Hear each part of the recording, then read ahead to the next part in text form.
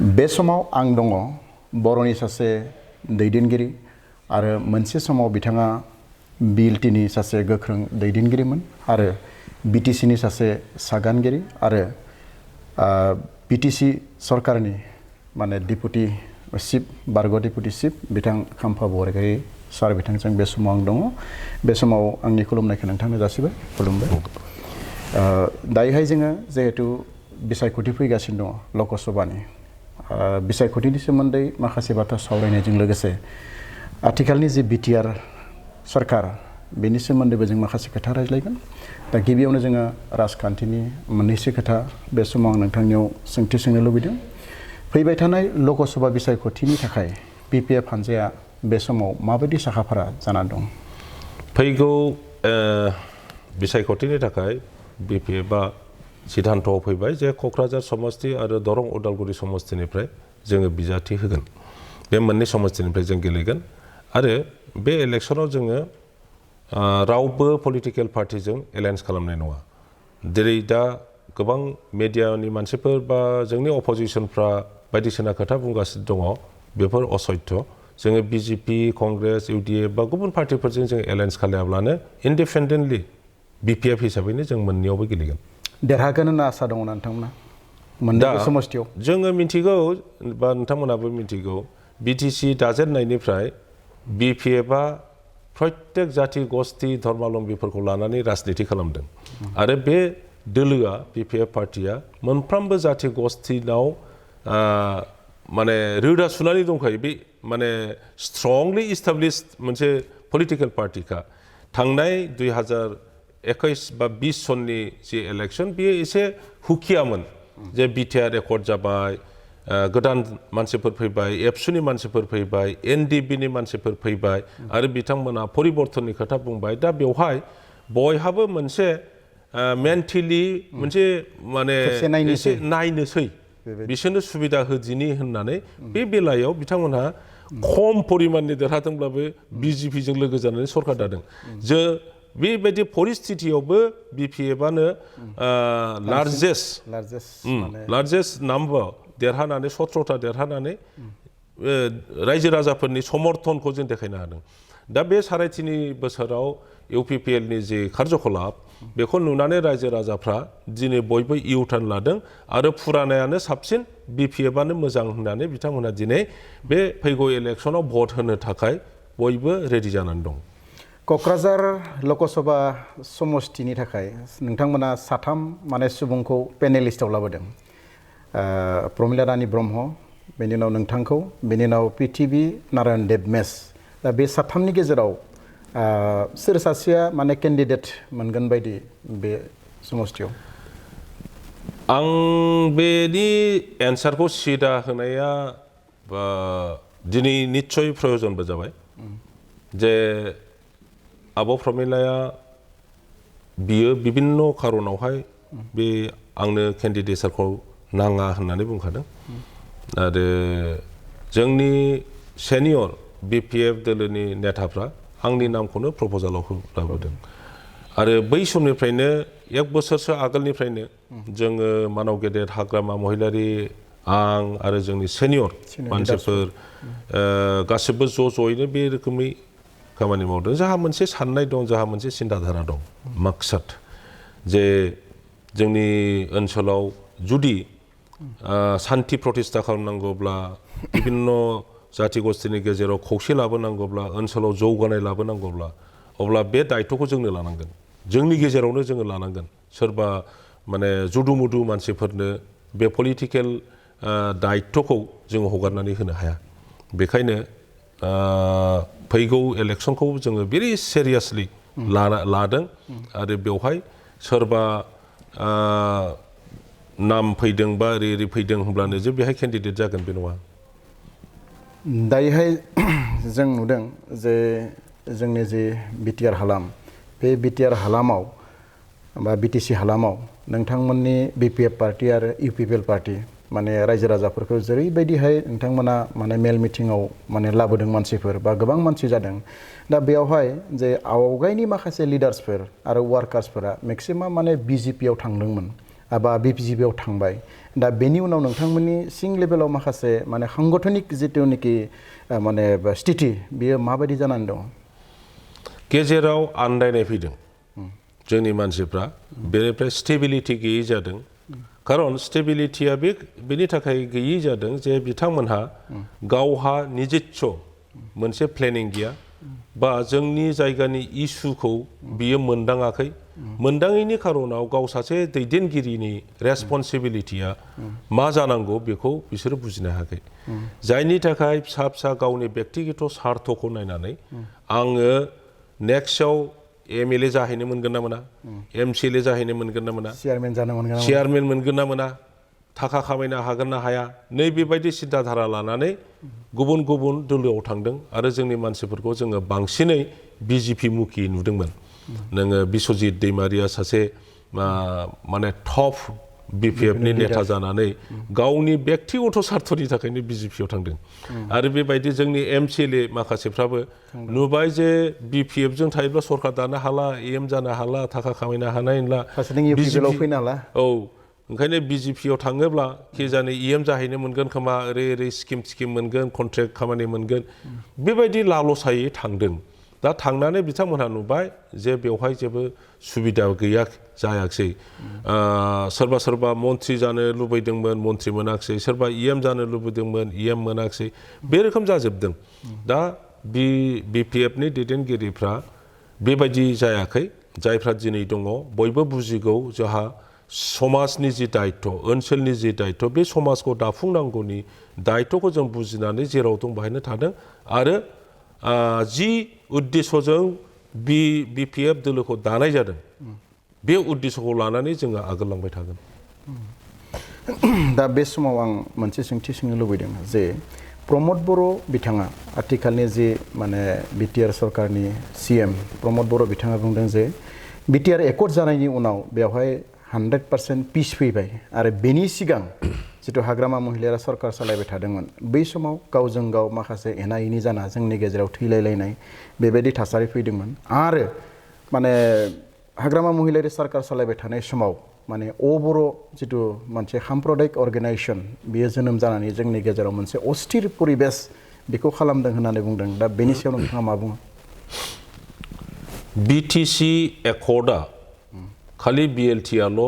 sign खालामनो नाङामोन बेवहाय एबसुआबो साइन खालामनांगौमोन आरो जों बुंबावदोंमोन बेवहाय बर' साहित्य सभायाबो साइन खालामनांगौमोन जोङो NDB खौबो खावलायदोंमोन फैदो एकर्ड जानायनि आगोल जों रन्जन दैमारि बिथांजों खेबनैसो रायलायदों बिथाङा जोंखौ बुंदों बै समावहाय बिथाङा जोंखौ बुंदों नोंथांमोनहा जि मोनबोयो बेखौ लानानै मावदो जोङो आलादा रायजोनि थाखाय नांबाय थानोसै जा बे आन्डारस्टेन्डिंजोंनो जों आगोलदों नाथाय एबसुआ जोंजों लोगोआवनो दंमोन जेब्ला एकर्ड जाथारनोसै 2002 सनावहाय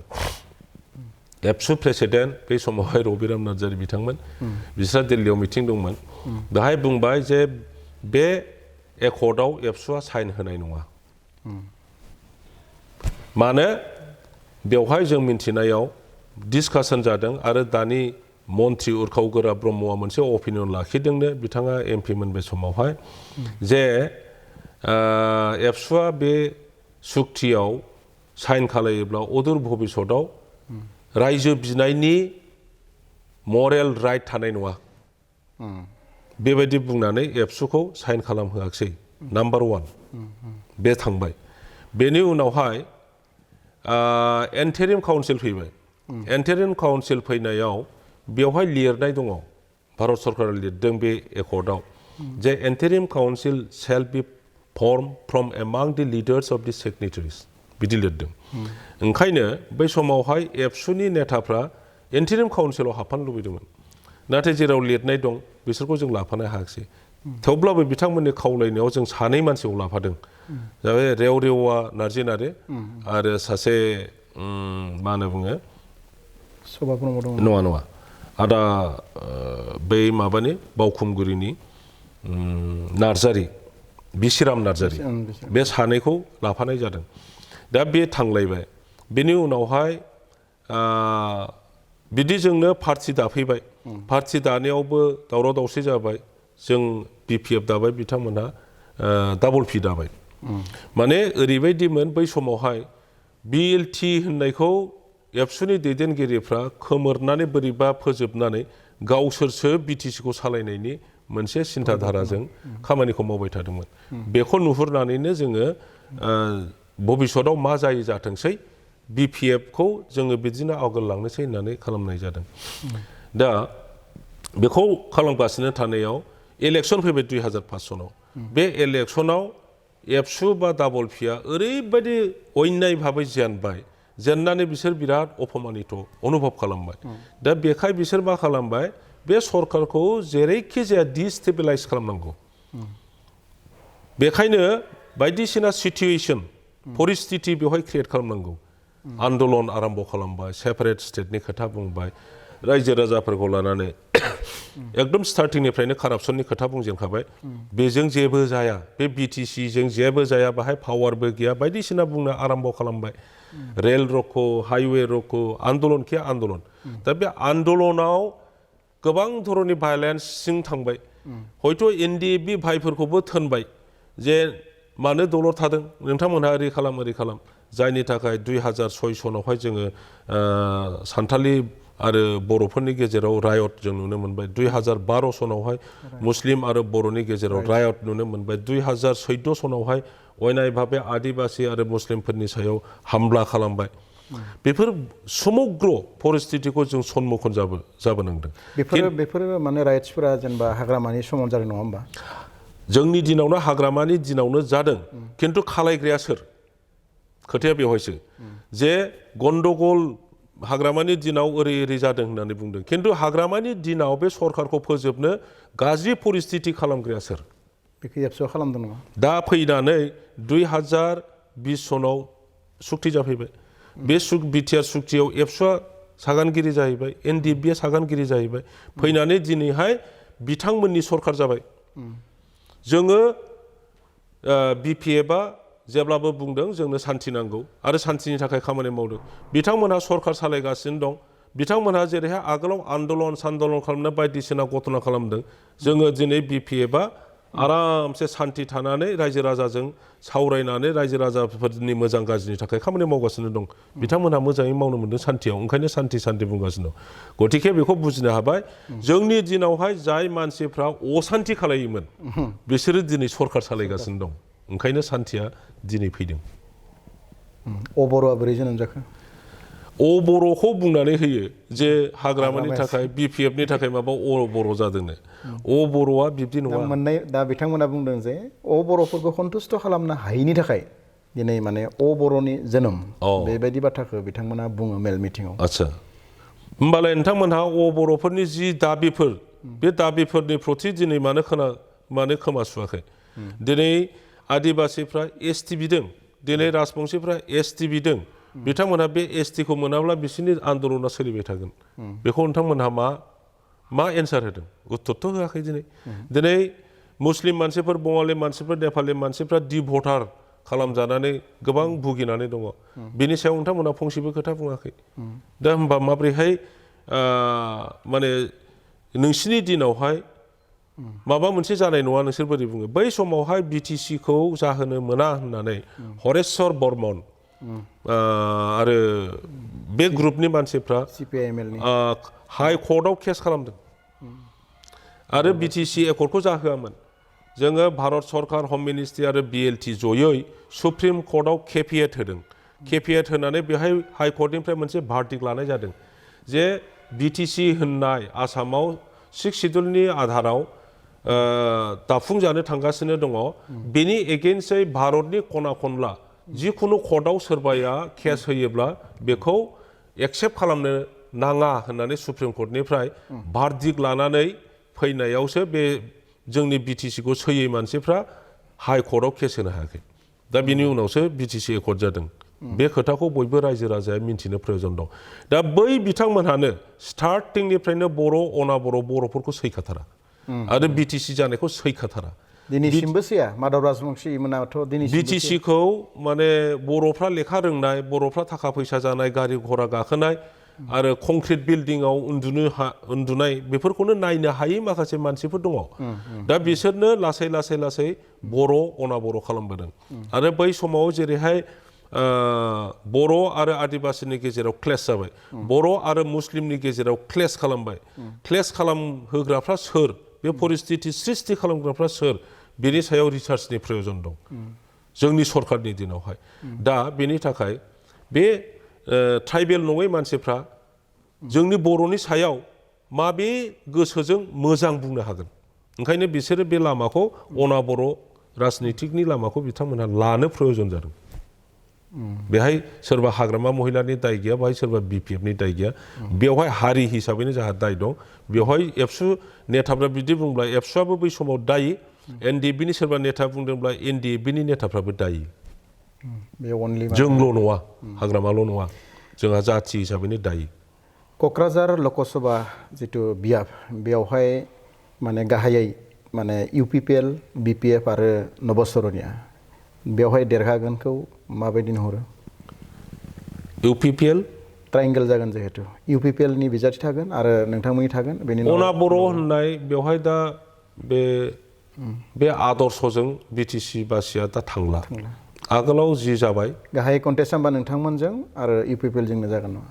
दिनैनि दिनाव इउपिपिएलआबो गिदिरथार मोनसे राजनैतिक फेक्टर जाया आनलेस बिसोरजों बिजेपिया थाया खारन इउपिपिएलनो बर' माखासेफ्राल' दा समर्थक जानानै दं गुबुन हारिफ्रा इउपिपिएलनो भट होआ बिथांमोननिफ्राय थाखा फैसा आदाय खालामनो थाखाय दिनै सासे सानै मुस्लिम नेताफ्रा गिदिंफादों किन्तु जाथि हिसाबै मुस्लिमफ्रा इउपिपिएलनो भट होआ खारन बिसोर मिन्थिगौ इउपिपिएलआ बिजेपिजों एलायन्स गतिके बिजेपिनि नेताफ्रा जि बुङो बेखौसो इउपिपिएलनि नेताफ्रा मावो बेखायनो बिजेपिनि नेताफ्रा जेब्ला इलेक्सन खालामनांगौ होननानै बुङो मुस्लिमफोरखौ बेखाय सरकारा बिसोरखौ इलेक्सननि नटिस हरो बेखौ मुसलमान भाइफ्रा मिन्थिगौ ओंखायनो समाज हिसाबै बिसोरो सिङाव इउपिपिएलनो भट होआ आदिबासिफ्राबो बिब्दिनो जे एसटि खालामनायनि बेलायाव जिहेतु इउपिपिएलनि नेताफ्रा फंसेबो बुङाखिसै राजबंशीफोरनि एसटिआवबो फंसेबो बुङाखिसै बेखौ जोबोद मोजां मिथिगौ आरो मोनसे गाज्रियै मिथिबावगौ जे प्रमद बर'आ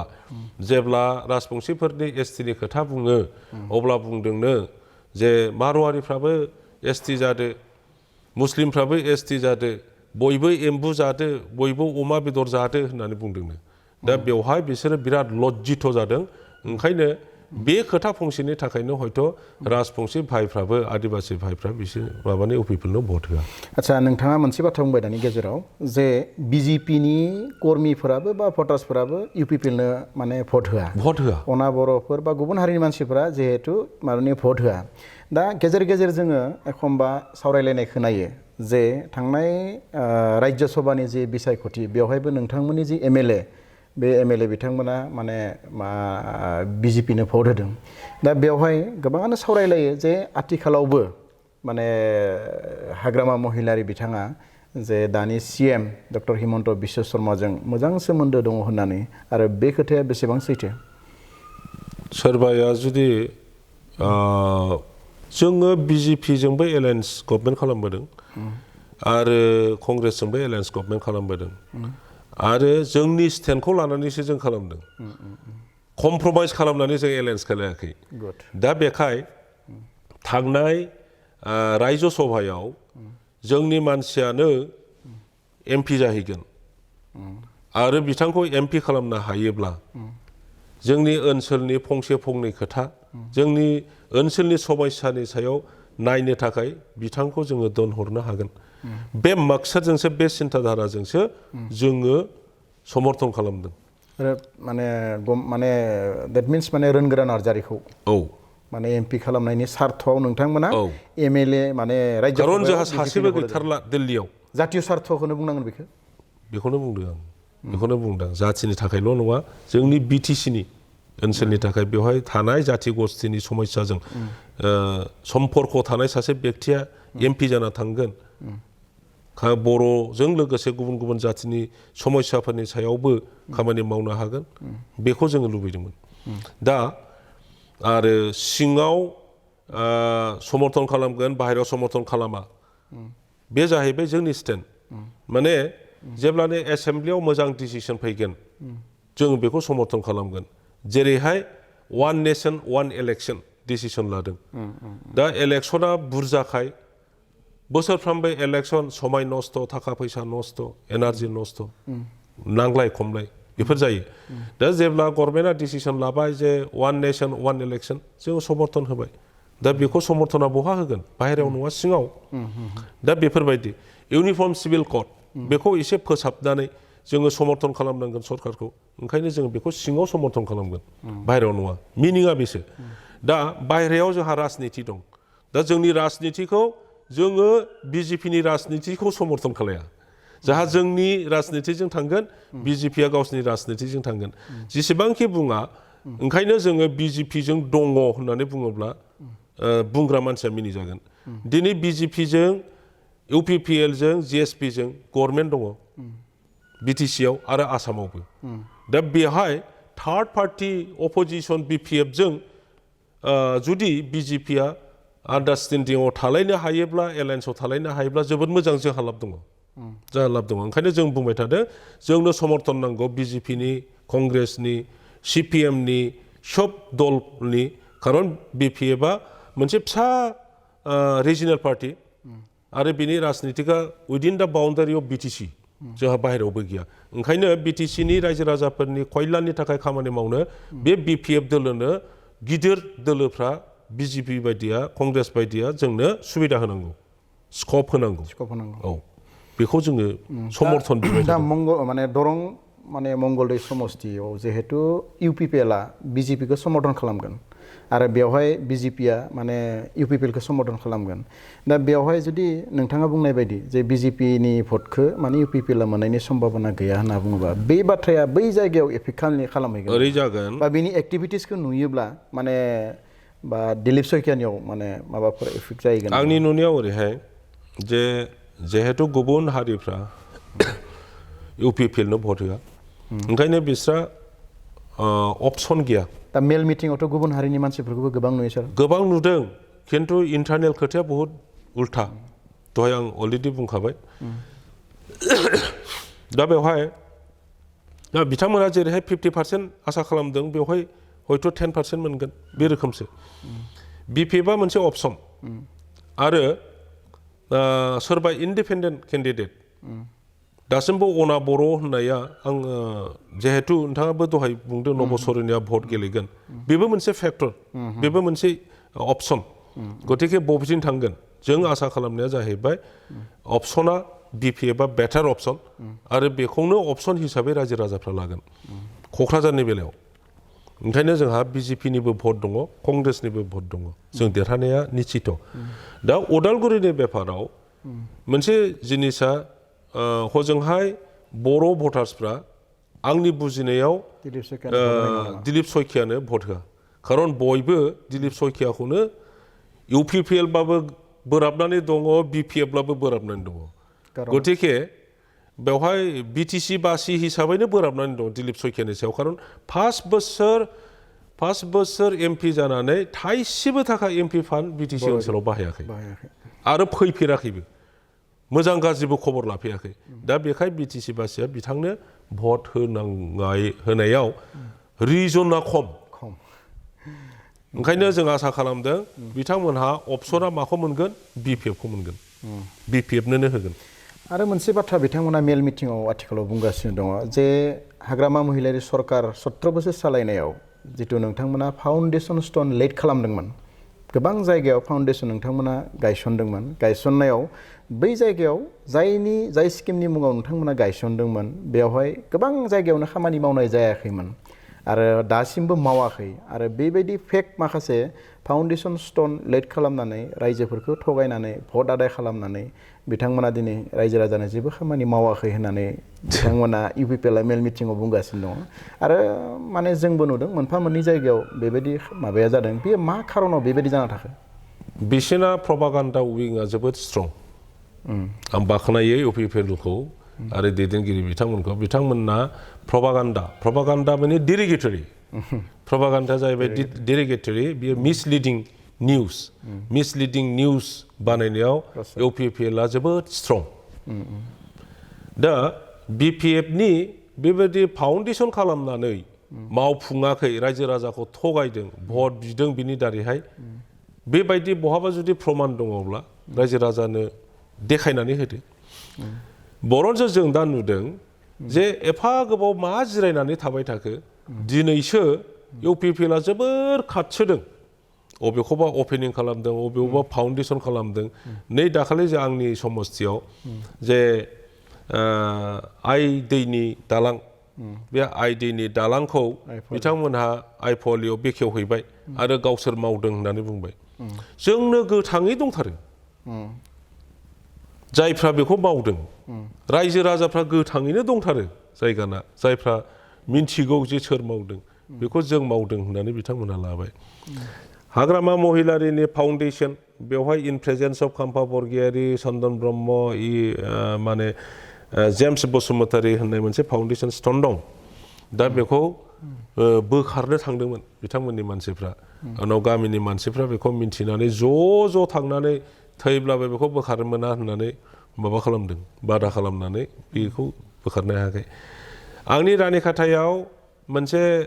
मडेल स्कुल बे मडेल स्कुला जोंनि दिनावनो सेंसन जादों जोंनि दिनावनो फाउन्डेसन जादों जोंनि दिनावनो टेन्डार जादों कनस्ट्राक्सन समाव बिथांमोननि दिन फैबाय दानिया फाउन्डेसन स्टनखौ जोंनि दिनाव खालामनायखौ बोखारनानै बिथांमोना गावसिनि फाउन्डेसन माबाना होबाय नै दाख्लै इलेक्सना आरो एक सप्ताहसो दंबावो माबाया नटिफिकेसन होगोना हयथ' एक सप्ताहबो जानाय नंला सानथाम आगोल मोनसे रुरेल स्टेडियाम फाउन्डेसन खालामहैदों आंनि समस्थियाव दा बिनि उद्देश्यआ माबे बे इलेक्सनियारिं नंगौना नङा दा बिथांमोना खालामदोंना जों खालामदों रायजो राजा बेखौ बुजियै नङा बयबो बुजिगासिनो दं दा बे समाव नोंथाङा जोंनो गोबां माने बाथ्रा बुंबाय गोबां बाथ्रा जोंनो मिन्थिहोबाय आरो जाय बाथ्राफ्रा जोंनि बिटिआर हालामनि थाखाय बा बिटिसि हालामनि थाखाय गोबां रायजो राजाया जाय बाथ्राफोरखौ मिन्थियामोन दिनै नोंथांनि खुगानिफ्राय बेफोर बाथ्राखौ मिथिबाय आरो बे समाव नोंथाङा जोंनो गावनि गोनां समखौ माने होनायनि थाखाय साबायखर जासिबाय आरो दिनै जोंनि मोगा मोगि आयदा बेखिनियावनो फोजोबबाय गोजोन्थों